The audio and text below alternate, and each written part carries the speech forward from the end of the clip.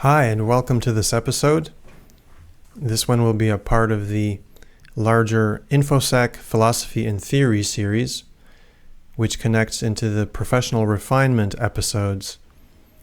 And it does so because this is about discerning information security layers. So it applies to everything that we do in this sphere. I will be presenting the article on Medium, so I'll be loading the browser and some links from the article, and I'll be showing a physical map on a sheet of paper for those tuned in visually. So let's get started. First, I'll show the map, and I'll explain it so that those tuning in through audio can also have the information.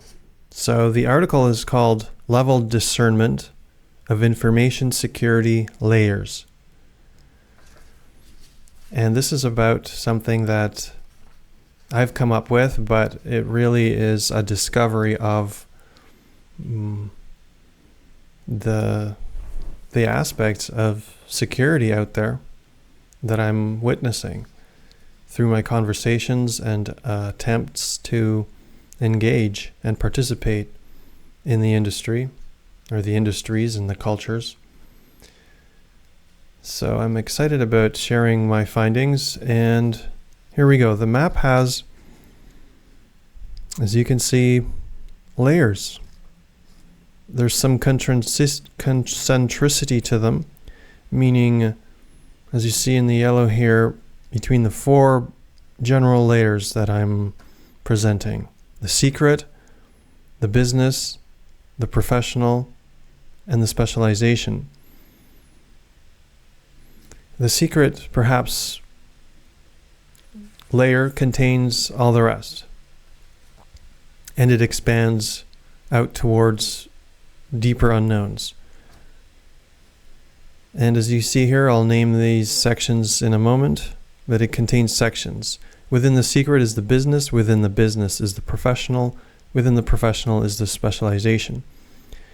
And perhaps I'll start here actually, that might make more sense, because this is the sequence of the article too. It begins with the specialization, so perhaps something more easier to understand. So as a web application security tester or a bug bounty hunter, this is where the Recon specialization is: reconnaissance, and the vulnerability assessments, and the penetration testing. And as you know through the other maps, I label things in pink or in another color when there's some deeper significance. And so the significance here is the multidimensionality, or it's like the living part, something that I feel and recognize deeply as part of my specialization. Perhaps it's even the motivation or the animatory, something that just feels good to pursue and is almost hobbyistically entertaining or fun to do, and offering new insights. So personally, I enjoy having new insight, and it's perhaps a driving factor. And the insight that I had here continually is that the specialization that I do is really character intelligence wizardry. And anyone can have fun in their own job, right? When you're really into your job, and you can kind of, this doesn't even have to be a job. Maybe you're a musician and you play your trumpet really well, and you're in it. You're in that zone where you can play with it and really enjoy it, and perhaps even others enjoy you enjoying it, and it just makes life more smoother. And so I just see it as a wizardry, and character intelligence here just means, well, in a certain way it does have to do with my character, but I'm actually talking about the symbols, the alphanumeric, literally characters on the keyboard, and also at the same time the binary or electrical pulses that really make up computation in a computing machine. So we're playing with those, and that's the fun part to see there. Now, Right, so that's the specialization. And the professionally is really, in my episodes, it's about vocational refinement. It's when you look into all the things that interconnect with whatever your specialization is, and perhaps you go to meetups or conferences and you tune into blogs and podcasts that talk about things that are related to your specialization, but perhaps not well, directly, but they're not the exact same thing. They're a little bit outside of what you do, perhaps. But professionally, so you'd attend a conference, perhaps a hacker conference, or an information security conference, or a smaller meetup with locals who do your line of work, just to hear maybe about new things that they're up to. So that's professional. This is contained within the business or operational security realm. And perhaps a chief technology officer or a chief information security officer is the business line of work of this. And onto the side here on the map, I have something that actually is from Robert Kiyosaki's works and the military in the United States. It is how it's a triangle. At the bottom you have a mission. On the side you have team and leadership. The baseline there you have cash flow, communications, systems, and legal. And at the apex, or somewhere out there, you have a product. It's when the team, the leadership, and the mission work together. And that seems to be a part of the business or organizational and operational security. Now these lines in yellow that delineate the concentricity of containment here, so between the business and the secret layer, there definitely is a blurred boundary. I'll explain this in the article, but it's basically, well, every business needs to have some secrecy in the exact way that their profits come in. The secret layer, therefore, includes paramilitary, the knowledge of time, subconscious and hypnosis, quantum and artificial intelligence on a deeper level, and the value of data itself. So let's get into this article, and I'll start with the heading or the title, still on the map here for a moment. The title is Leveled Discernment of Information Security Layers. So both the levels and the layers I define in another article and episode as multidimensional attuned learning. And now into the article, which I'll load up on screen. There it is. And let's begin. So this is published in Cyberpower Talanoia in June of 2024. Just the image for fun for a moment. Quote, elegant cyberpunk photograph of glowing electric halo lightning zaps around humanoid hardware circuitry. This is a text-to-image prompt on Runway ML. Introductory notes about the layers. The four main information security InfoSec layers are identified in hierarchical order by their attention to depth, secret, business, professional, and specialization. Security points can be exchanged correspondingly based on these layers. An individual can understand each layer in relation to their own personal level of development. The point is that if an individual only has experience in the dimension of a specialization layer, then the secret layer might seem like a conspiracy theory. On the other hand, a secret layer operative can understand everything about the other layers, but not necessarily perform the specialization. The layers tend to indicate the level of a person's working abilities. Many specialized people are low level in personal development because of the contemporary consensus on the focus always being on the increasing complexities of human wiseacring mirrored in technologies, instead of paying attention to the sources of the transmission of wisdom existing for millennia through secret schools pertaining to the inner ease with which solutions can be found. These schools are in the open, therefore hard to find, therefore secret. The evidence for this is the lack of rigorous civilian exchange about any kind of audits of scientifically proven fundamentals of thermodynamics and physics, such as the knowledge base of electricity and electrical distribution. Within InfoSec, in cybersecurity, many individuals are employed at the specialization layer, the lowest level of workers in the field. Again, the evidence for this is the level of exchange in public hubs, whether virtual or physical. Job names at this level carry complex hierarchical descriptions which often vary between security subcultures. Many of the advocates of hard work for an InfoSec householder paycheck choose to continue with a learning path in order to become layered professionals at their duties, with a wide range of skills and better remuneration. Only a select few of these people run a business layer around a critical prime industry. The business layer at such a level borders on civilian and transnational. Low-layer secret is the so-called intellectual property rights any business has regarding their profit streams, while the higher paramilitary grade secret layer is the threshold between acknowledged and unacknowledged special access projects, USAPs, of transnational agendas and beyond. Notes on the secret layer secrecy. There may even exist InfoSec organizations and projects outside of nations and beyond governments, well over the bridge of conspiracy theory. To the uninitiated civilian intelligence, people are not known to operate at the highest secret layer, yet such entities have been witnessed to exist, and that rigorous scientific evidence has been made public.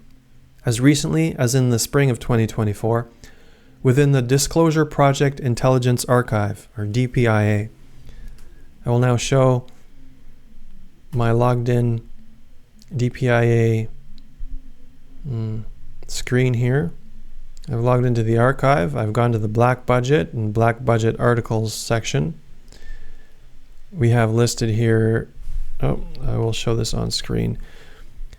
We have listed here 95 results. We have the document names, document numbers, and the sizes. I will bring up the second document. Well, just to scroll here to show you how many this is. Click on the second document.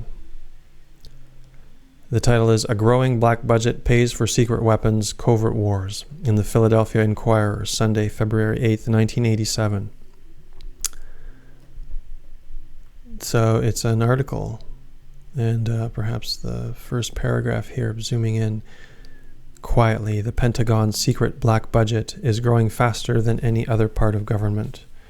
It consumes more federal dollars than education or environment. It has tripled in the Reagan years. It pays for complex new weapons systems and dolphins trained as saboteurs, conventional intelligence gathering, and plans for World War IV. Yes, 4.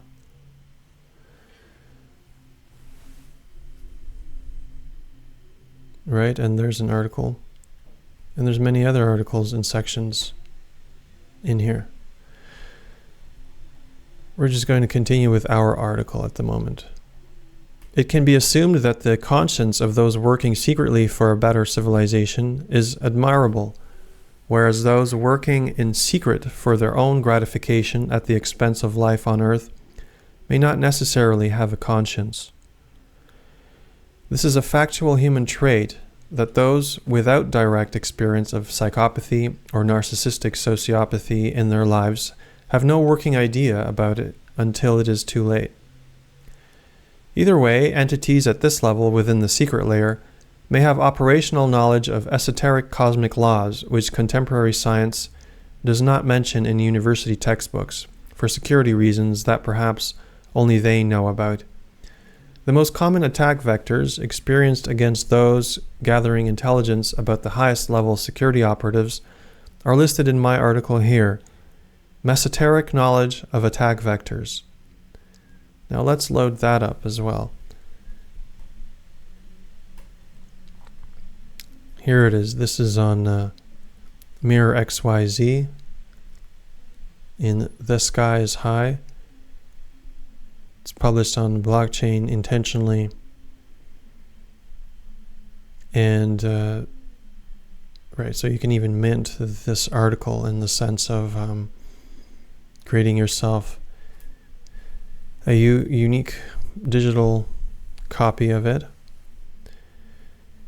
And I'll read the first paragraph of what I wrote here. The idea to use Open Electricity DAO, Decentralized Autonomous Organization, to audit the scientific foundations of electrical energy distribution may seem unnecessary, even naive.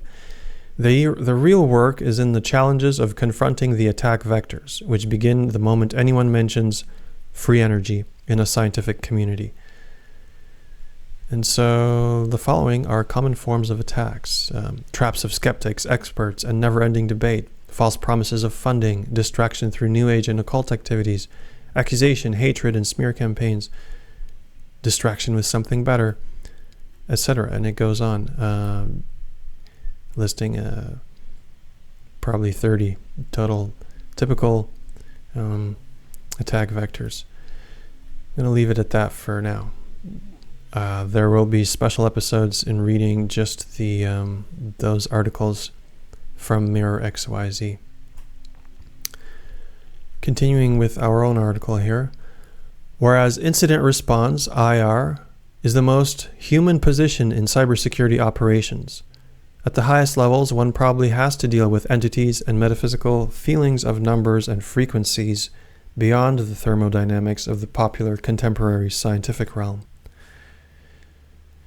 From this, it may simply be enough to understand that any critical data accessible through a public ClearNet website can never be fully secured in terms of its confidentiality, integrity, and accessibility unless it is assessed by the highest level of development at the deepest secret layer. Please read my article, A Framework of Multidimensional Context for Web Application Security. I'll show this article briefly. It's also on Medium, and it's contained in another episode. And perhaps I'll just show the map of it here. So attuned learning, you have the realm, which is everything in existence. You have a sphere, which is contained within the realm, which is basically the level of personal maturity and evolution spiritually that one has attained in life and continues to magnify, perhaps, holistically. And you see here that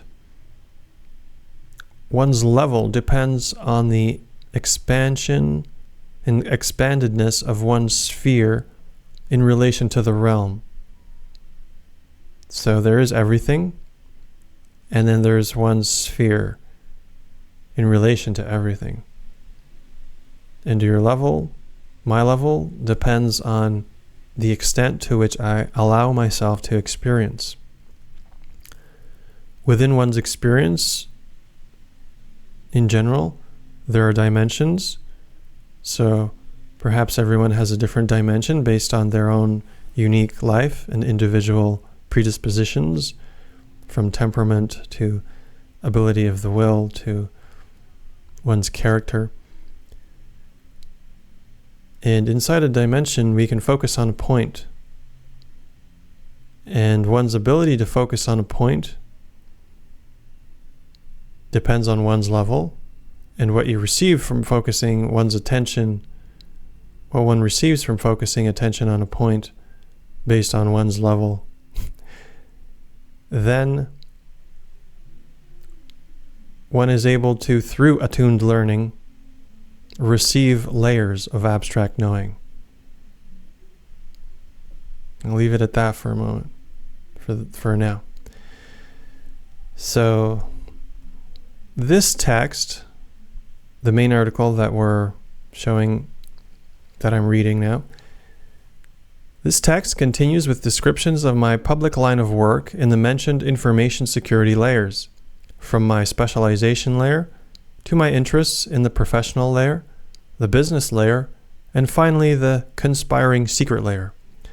All this is based on a study of foundations at various multidimensional levels. I write about these in point form for now. So we begin with the low-level specialization. Personal electricity. This is what one does most of the time at work. I specialize in the legal security testing of website coding through a thorough understanding of possible weaknesses and vulnerabilities.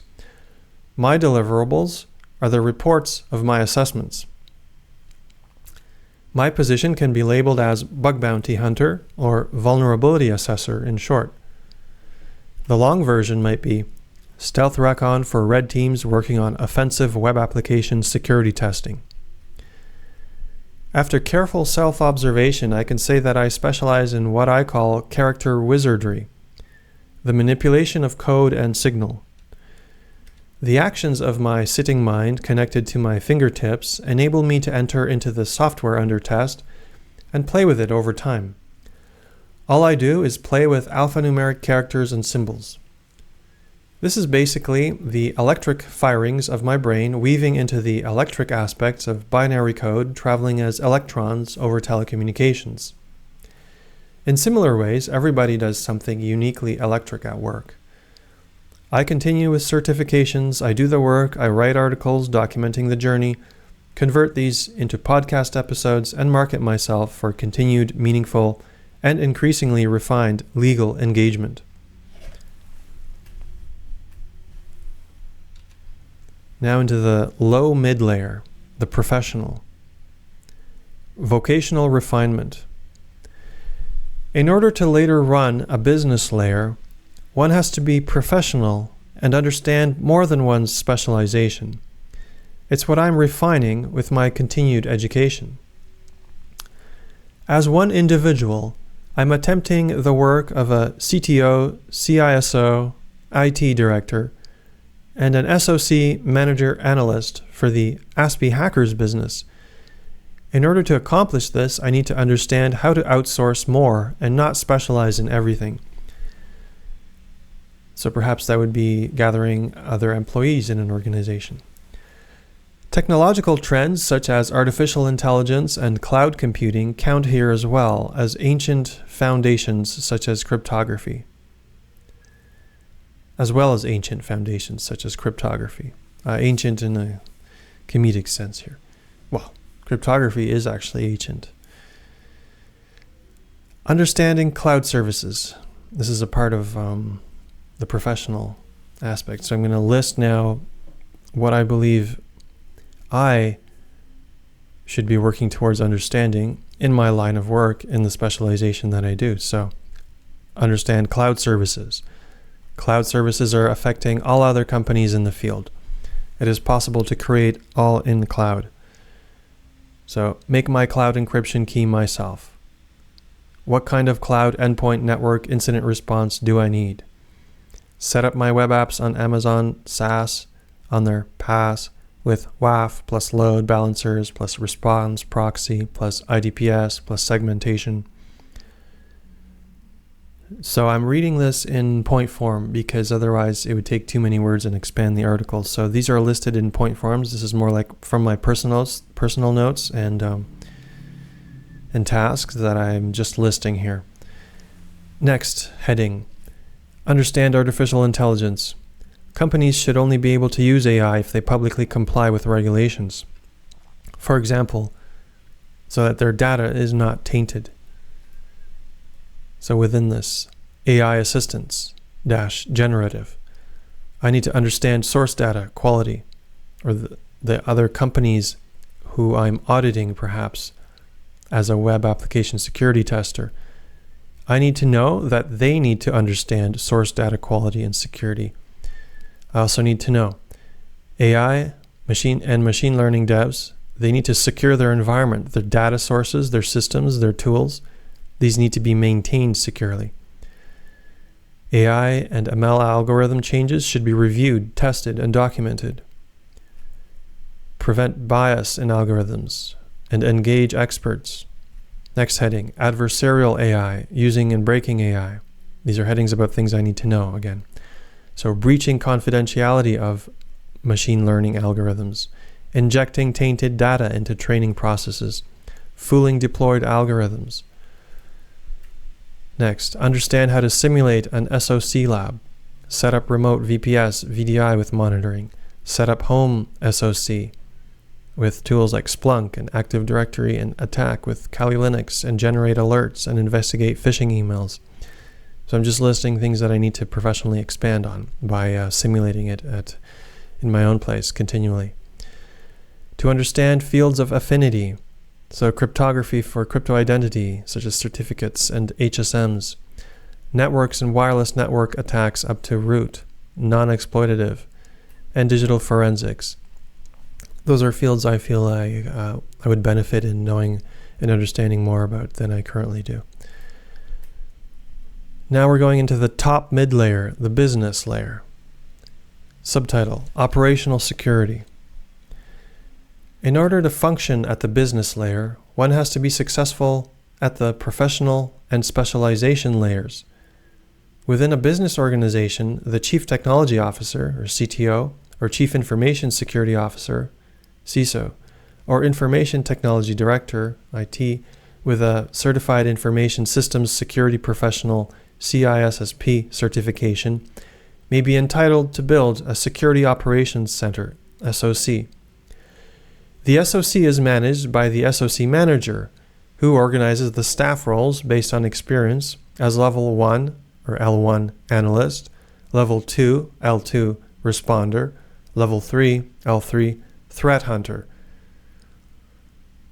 And by the way, here I'll mention that the Level 1 Analyst in an SOC, Security Operations Center, within an organization as part of a business, is what appears to be the main entry point for a junior security maverick who wishes to work in cybersecurity at this time.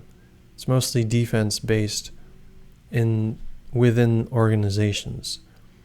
That's what I'm finding, and this is a significant point which I'll be exploring continually in both my professional refinement series and in other ones. So continuing here, the SOC also employs various security engineers and compliance auditors, and more. My main business organization is the Neuro Non-Typical ASPI Hackers Bug Whisperers community collaborating on web application bug bounty hunting. This organization may also assist the right security subcultures in the disclosure movement supporting the audit of the knowledge base of electricity. Within this organization, I am building a security operations center with an offensive security testing team for business-to-business B2B service. The main business aim is to inspire clients to perform vulnerability assessments of their web applications. I need to communicate the risks and the constraints placed by regulatory, technical, business, and licensing requirements.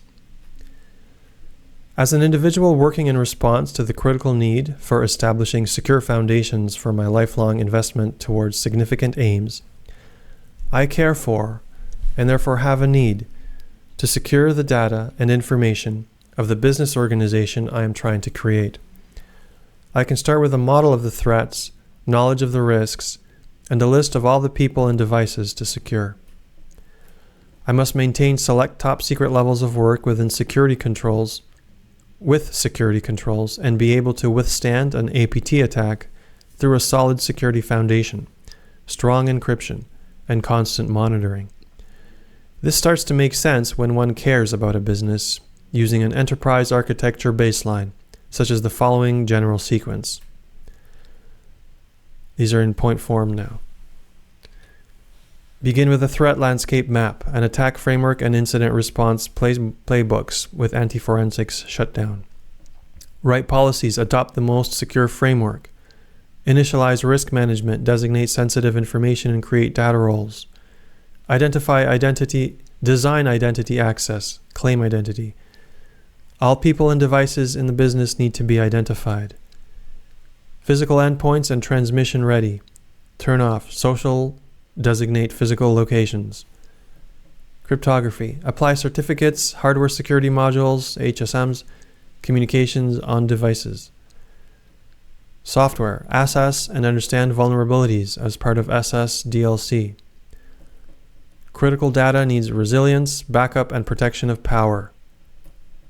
Use cloud only to test what works, fully encrypted. Network, know all the routes and all about the wireless.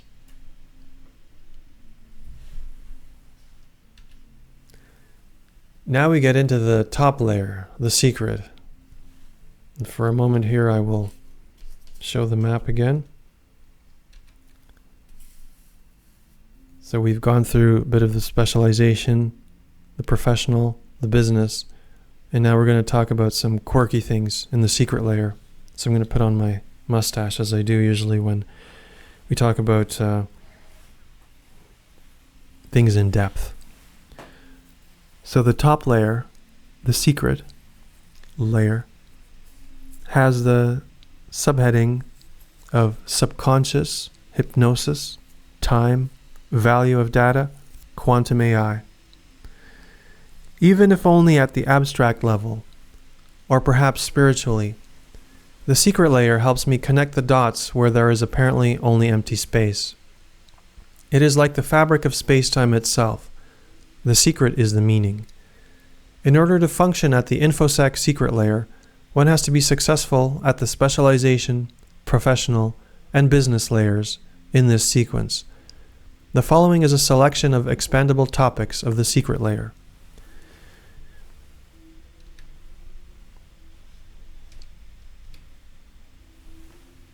These topics do not play a role in the mentioned layers within the secret layer unless one is involved in critical systems, such as prime industries of electrical energy distribution, raw materials mining, telecommunications, and so on.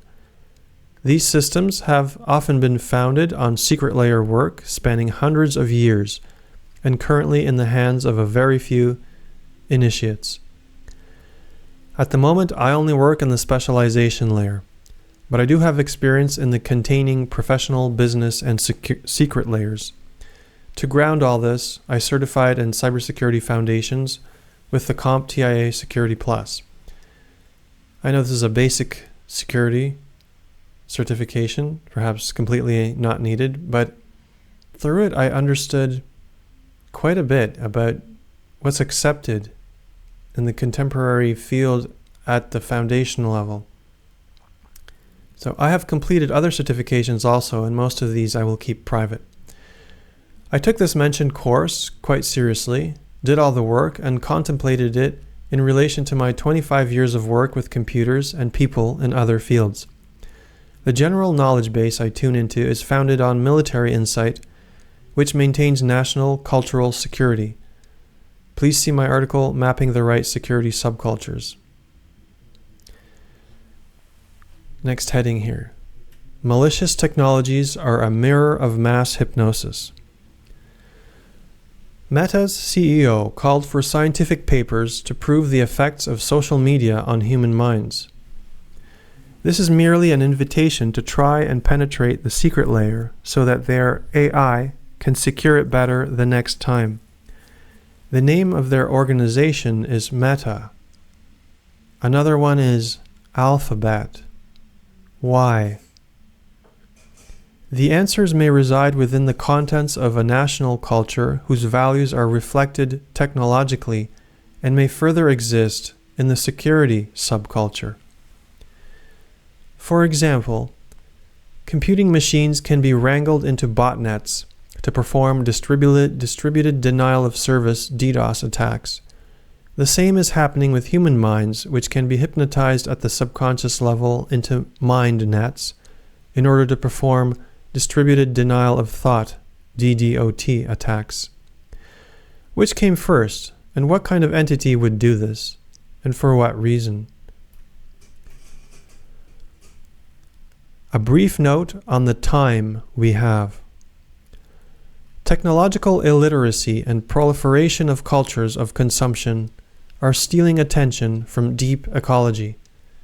This loss of meaning and the emergence of confusion is destroying the perception of time. How fulfilled and mature are those who are instantly gratified by tickling sensations all day long? Entities at the secret layer know the answer and they work with time, and they are satisfied that daily gratification is a life many strive to maintain. Meanwhile, war between nations is the threshold of visible and invisible secret layers. Simply observe any kind of international news of war. As of 2024, the duration to observe appears to be merely 1 day. Whatever is stated as significant international legal fact today can be completely disregarded without accountability and an indifference to the number of civilian casualties within 24 hours. The time measure is not the one particular event. It is the tolerance of the repetition of such events. This tolerance seems to be extending to any duration necessary for the agenda of the most powerful forces to complete its aims. Meanwhile, civilians in all nations are merely treated as pawns in a game played by secret layers. Just want to note here that even the year 2024, what is the source of that number? Because there are cultures on this planet who are in a different year, if any year at all. Without time, everything would happen all at once. I didn't notice that, but someone with intelligence did. Time is used all over communications, whether digital or not, and in hacking of all sorts, ethical or not. Computers using the internet are synchronized to time servers using the Network Time Protocol, or NTP, one of the original building blocks of the TCP/IP suite, which is used almost in every move of web application security testing. Time, however, does not necessarily exist in the secret layers of paramilitary metaphysical endeavors. Take the remote viewing course at the Monroe Institute in Virginia, USA, the state with the National Defense Headquarters, to find out more. I'm going to load the main page for that. Here it is. Remote viewing, their course. The title here reads, "A rare opportunity to develop your natural psychic ability to collect information on anything, anywhere, at any time." Today, the cost of this course, which takes, as you can see on the screen here, 5 days and 6 nights, is $2,595. I'm just going to read one more line here randomly from the paragraphs. You'll also hear the history, protocols, and success stories of sponsored remote viewing programs like Stargate, and so on. Back to the article.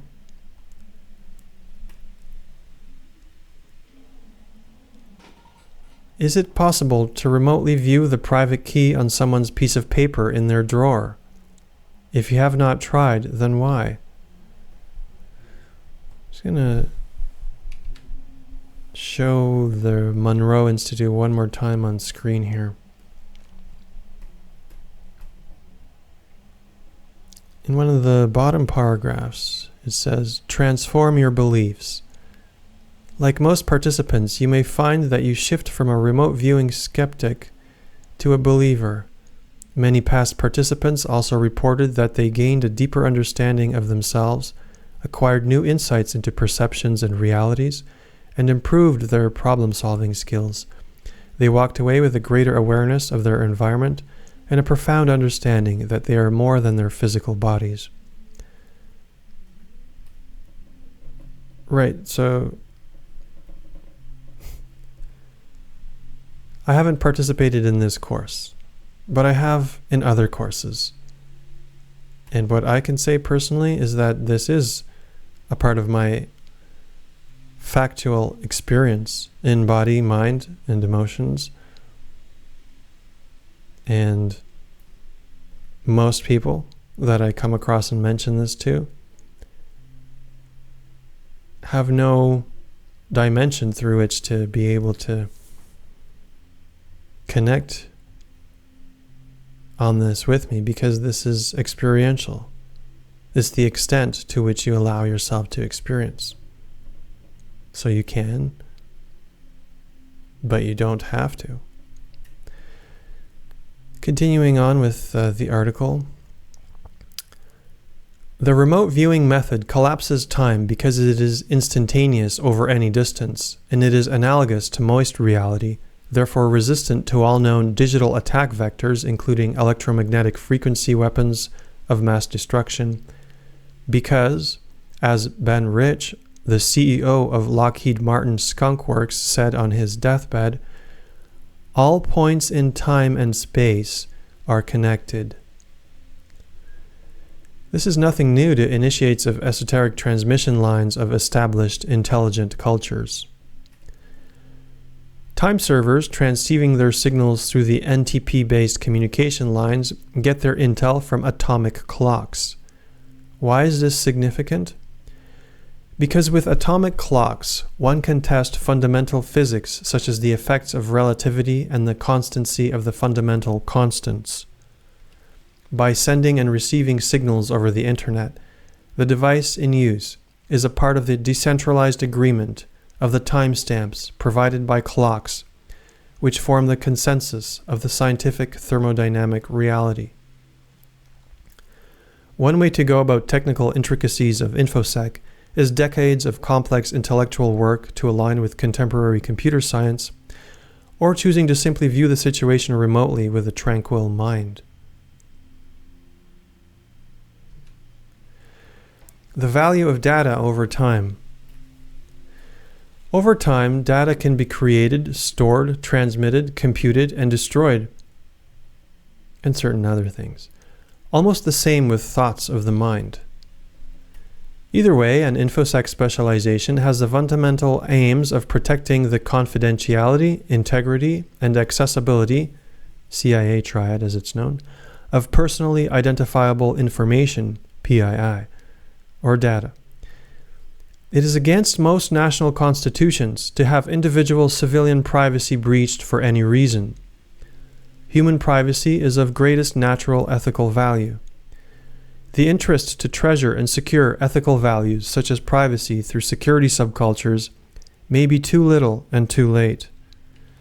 The majority of people consuming pop culture today have high-risk appetites and an excited tolerance of psychopaths, the milestone of social media hypnotization. This means that the masses are basically taking their cultures towards extinction, unknowingly in favor of militarized artificial intelligence programmed to compete against neighboring nations with their own militarized artificial intelligence for economic superiority and power. What kind of information is top secret in the military or highly sensitive at the transnational organization? It is the data and information on ordinary humanity. This forms their knowledge, which feeds their intelligence.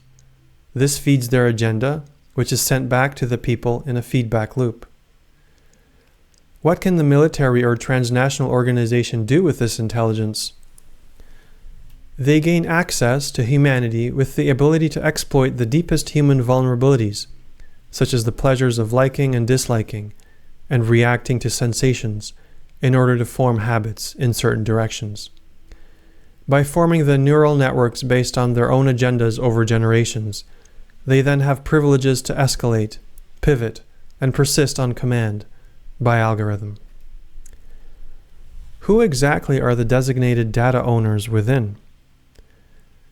Their lives would be in danger if this was known, and there is a mad scramble for this only to be known by robots with AI, or AGI, in order to mitigate attacks on actual lives.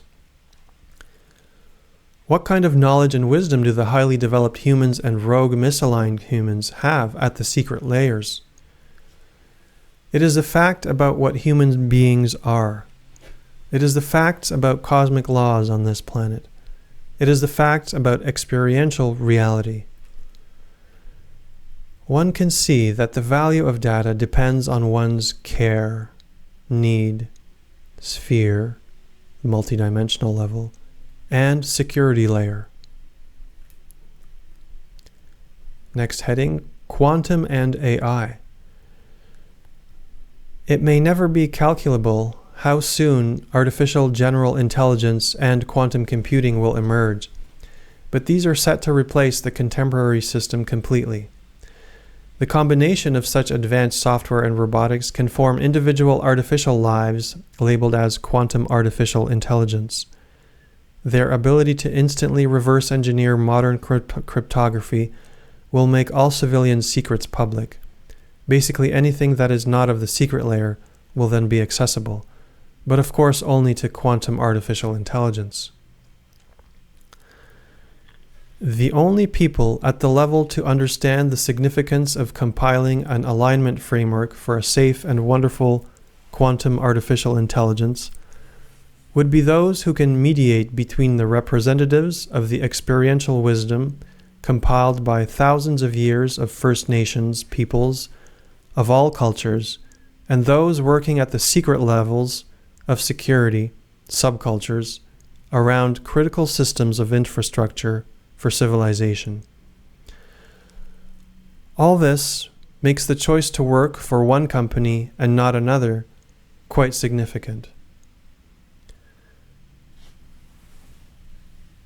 That is the end of this article, filed under the keywords of InfoSec, secrets, data, subconscious mind, and time on Medium. Thank you for tuning in. I hope this episode brought some insight regarding the security layers that I will be referring to quite often in this podcast and in my work in general. And I'll be continuing to develop this theory and this philosophy. I just feel it permeates everything I do. So if you've enjoyed this podcast and this episode within it, always feel free to have a browse at bitcoinsecuritymaps.com and offer support over the NOSTR protocol. So my account there, for which you can find the public key in the show descriptions and links, and on platforms and applications such as Fountain.fm on your smartphone or desktop PC, and offer support through streaming Satoshis if you wish. And I'll see you at the meetups.